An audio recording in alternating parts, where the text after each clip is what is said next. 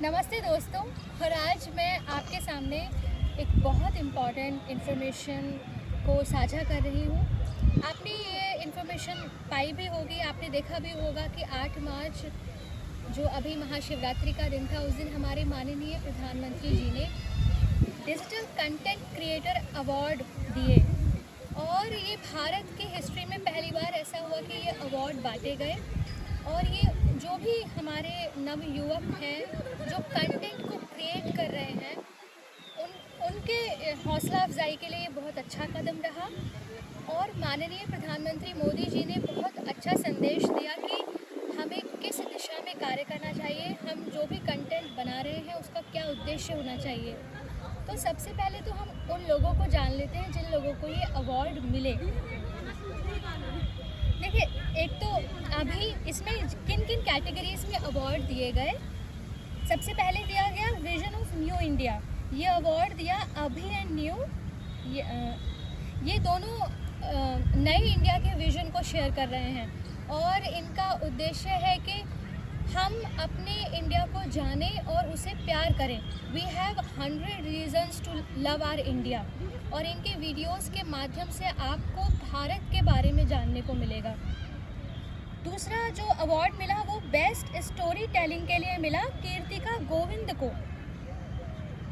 इसके बाद रणवीर अलाहाबादिया का चैनल तो आपने देखा ही होगा, जो डिफरेंट टॉपिक्स पे बात करते हैं और आजकल उनके पॉडकास्ट बहुत फेमस हो रहे हैं। तो उनको disruptor of the year award से नवाजा गया। ऐसे ही पंक्ति पांडे को ग्रीन चैम्पियन अवार्ड दिया गया, क्योंकि ये सस्टेनेबल लिविंग के लिए काम कर रही हैं और ज़ीरो वेस्ट कैसे हो ये उस पर काम कर रही हैं। इनका पेज जो है वो ज़ीरो वेस्ट अड्डा के नाम से प्रचलित है और बेसिकली पंक्ति पांडे एनवायरनमेंट के लिए काम कर रही हैं। इसके बाद best creator for social life के लिए जया किशोरी जी को अवार्ड दिया गया। और जया किशोरी जी से आज के डेट में कौन परिचित नहीं है, वो श्रीमद् भागवत से कथाएं उठाती हैं और जीवन में बदलाव लाने वाले प्रसंग सुनाती हैं।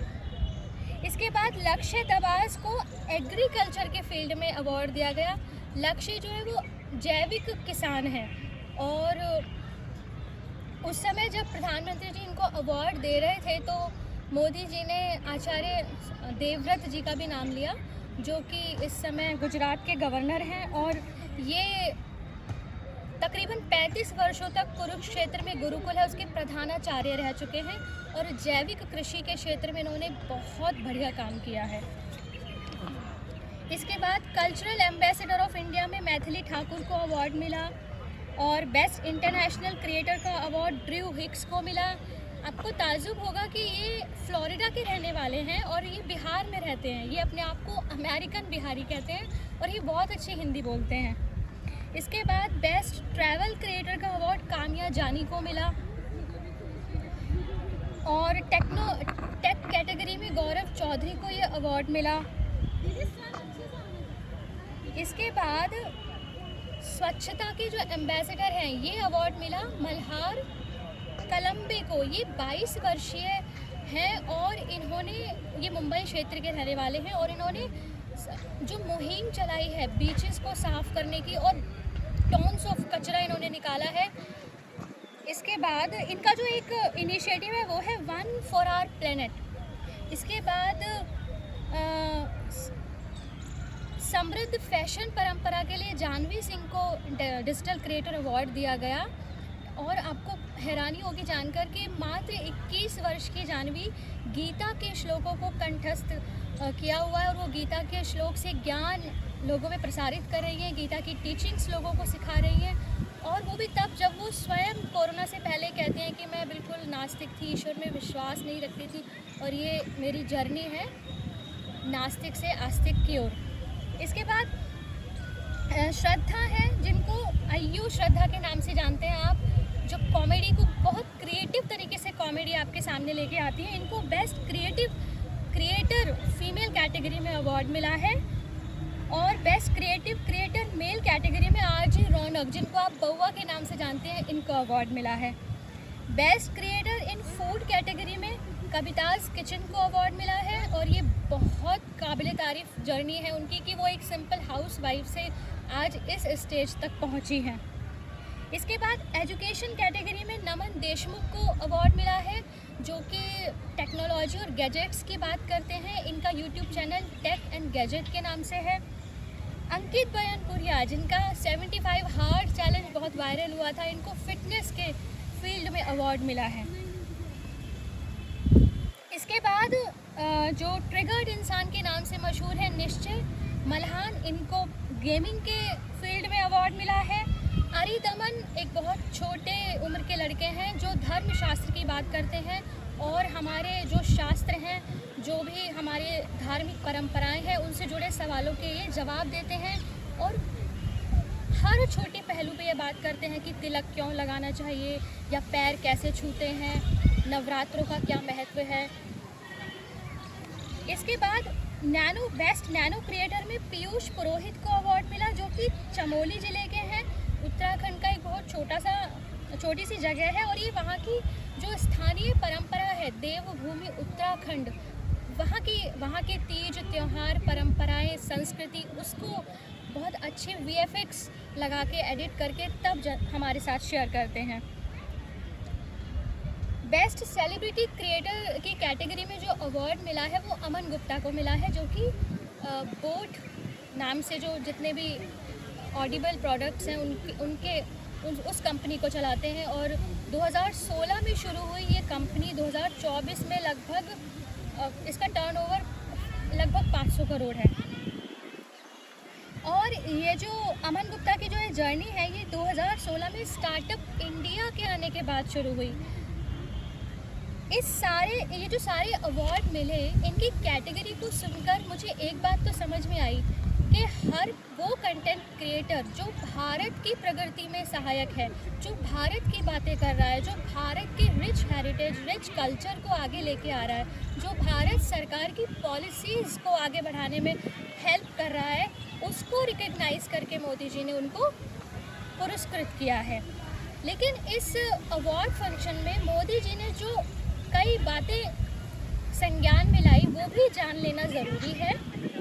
सबसे पहली बात, जब मोदी जी ने स्वयं बताया कि आखिर सफलता का रहस्य क्या है, तो उन्होंने कहा कि मैं समय से पहले समय को भांपने की ताकत रखता हूँ और ये जो अवार्ड फंक्शन है ये उसी समय को भांपने का एक आयोजन है। मुझे पता है कि आज जो ये कंटेंट क्रिएटिंग की इंडस्ट्री है ये आगे जाके भारत को एनर्जाइज कर रही है, ये उस भारत की तस्वीर को सामने रख रही है जो आने वाले समय में आप लोग देखेंगे। इसलिए आप लोगों को सम्मानित किया जा रहा है क्योंकि आप नए युग को एनर्जाइज कर रहे हैं। इसके बाद मोदी जी ने एक और चीज़ कही कि किसी भी डिसीजन का क्या इफ़ेक्ट होता है, कितना मल्टीप्लायर इफ़ेक्ट होता है। जैसे आप जो कंटेंट बना रहे हैं उस कंटेंट को करोड़ों लोग देख रहे हैं और इस बात ने सरकार को मजबूर किया कि सरकार आपको रिकग्नाइज़ करे और आपको आगे लाए, आपके काम को प्रोत्साहन दे, आपको अप्रिशिएट करे। अब आप लोग इंटरनेट के MVP हैं, यानी कि most valuable person. Modi ji का कहना है कि आपका कंटेंट ऐसा हो जो कर्तव्य भाव जगाए, उसका एक पर्पज़ हो। बड़ी सुंदर बात उन्होंने कही कि कंटेंट जब क्रिएटिविटी से जुड़ता है तो वो एंगेजमेंट को बढ़ाता है। आप कोई बात क्रिएटिव तरीके से कहेंगे तो लोग उसे देखना चाहेंगे। दूसरी बात है, जब आपका क्रिएटिव कंटेंट टेक्नोलॉजी से जुड़ेगा तो वो ट्रांसफ़र होने में आसान होगा और जब आपका वह कंटेंट एक पर्पस को सॉल्व करेगा तो वो इम्पैक्टफुल होगा, वो इम्पैक्ट डालेगा। तो आप जो भी कंटेंट बनाएं वो एक बड़े पर्पस को ध्यान में रखकर क्रिएटिविटी के साथ बनाएं। उसके बाद अब कुछ मुद्दों पर उन्होंने ध्यान आकृष्ट करने की कोशिश की। एक तो उन्होंने ये कहा कि चूँकि महिला दिवस था कि हमारे यहाँ बेटियों और बेटों में भेदभाव किया जाता है। जैसे अगर बेटी लेट आए तो उससे 1000 सवाल पूछे जाएंगे, क्यों लेट हुई, कहाँ थी।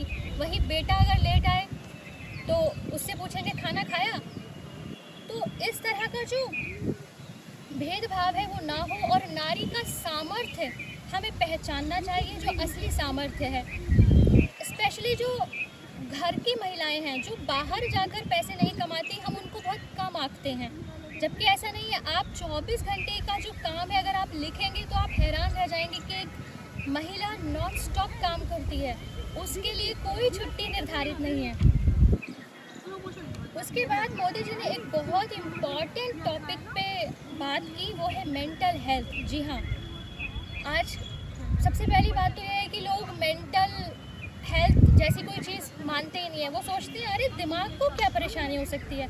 अगर किसी को बुखार है तो वो आपकी नज़र में आ रहा है, आपको जुकाम है, खांसी है, कैंसर है, आपको एक्सीडेंट है, जो चीज़ आपकी बॉडी पे आपको दिखाई दे रही है। लेकिन जो एक मानसिक डिजीज़ है, जो आपके मन की परेशानी है, क्या कोई उसको समझ रहा है, क्या कोई उसको जान रहा है? तो mental health is a big issue. इसको समझना और इसको कम करने के लिए भी कंटेंट बनाना, इस पे हमें कुछ सोचना चाहिए। मैं आपको एक बात याद दिलाना चाहूँगी। जब मैं मुखर्जी नगर में रहती थी तो मेरे सामने एक बच्ची ने, 10वीं की बच्ची ने सुसाइड करी मेरे सामने स्वयं, और वो उदास रहती थी और मुझे ऐसा लगता था कि मुझे उससे बात करनी चाहिए, पर जब तक वो टाइम आया वो अपनी सुसाइड कर चुकी थी। और जब वो उसने अपना दम तोड़ा मुझे बहुत गिल्ट हुआ, मुझे लगा शायद मुझे उससे बात करनी चाहिए थी। फिर उसके बाद एक और पॉइंट उन्होंने उठाया कि आजकल जो स्ट्रेस लेवल बढ़ गया है छोटे बच्चों में, क्योंकि परीक्षा के समय हम उन पे अननेसेसरी दबाव डालते हैं, हम अपनी एक्सपेक्टेशंस उन पे थोपते हैं।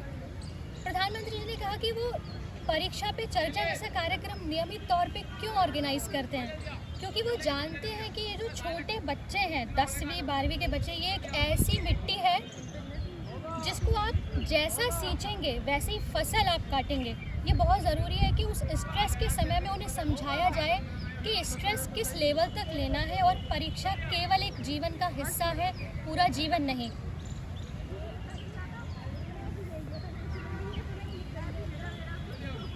एक और उन्होंने मुद्दा उठाया, वो है युवा लोग वोट नहीं देते। जो फर्स्ट टाइम वोटर हैं वो वोट को पूरी सीरियसनेस के साथ दें, वो ये समझें कि वोट देना एक जिम्मेदारी है और वो एक बड़े डिसीजन का हिस्सा बन रहे हैं। एक और पॉइंट है कि दिव्यांगजन, स्पेशली एबल्ड के लिए आप कुछ करें, आप अपना कंटेंट बनाएं जो स्पेशली एबल्ड लोगों को दुनिया के सामने लेके आए। सबसे पहली बात तो ये संबोधन ही हम प्रयोग करें। हम बहुत आसानी से अपाहिज कह देते हैं किसी को, लेकिन ये कहना ही गलत है। और ये बात मोदी जी ने बहुत पहले ही उठाई कि अगर कोई भी आपके आसपास ऐसा व्यक्ति है तो आप उसे दिव्यांगजन कहें या स्पेशली एबल्ड कहें। और वास्तव में वो दिव्यांग है, उसके पास हमसे ज़्यादा एनर्जी है। आपने देखा भी होगा कि अगर किसी को कोई शरीर में कोई अंग कम है तो उसके अंदर विल पावर बहुत ज़्यादा होती है, आत्मबल, इच्छा शक्ति और एक जुनून बहुत ज़्यादा होता है ऐसे लोगों में। तो स्पेशली एबल्ड लोगों को के ऊपर भी कोई कंटेंट बनाएं। आपने ओवरऑल हमें भारत का इन्फ्लुएंस बाहर बढ़ाना है, और इसके लिए एक और मुद्दे पर उन्होंने बात की कि आप विदेशी भाषा में भी कंटेंट बनाएं, ताकि जो भारत के बारे में जो भी जानकारी है वो विश्व पटल में फैले, भारत का इन्फ्लुएंस बढ़े। ये भारत का इन्फ्लुएंस ही था कि जब यूक्रेन से लोग आ रहे थे तो वो सिर्फ झंडा दिखा के बाहर आ पा रहे थे। और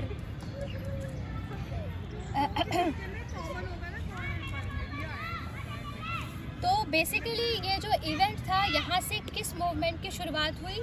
ये मूवमेंट है create on India movement. Create on India and create for world.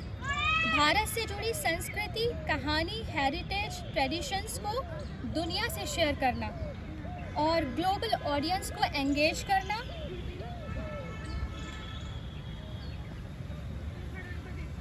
इसके अलावा बहुत सारी और भी बातें हैं जो शायद दूसरे भाग में मैं बताना चाहूँगी। आशा करती हूँ कि आपको ये वीडियो अच्छा लगा होगा, और मोदी जी का जो ये विज़न है क्रिएट ऑन इंडिया, इसमें हम अपना क्या योगदान देंगे, इस पर हम मंथन करेंगे।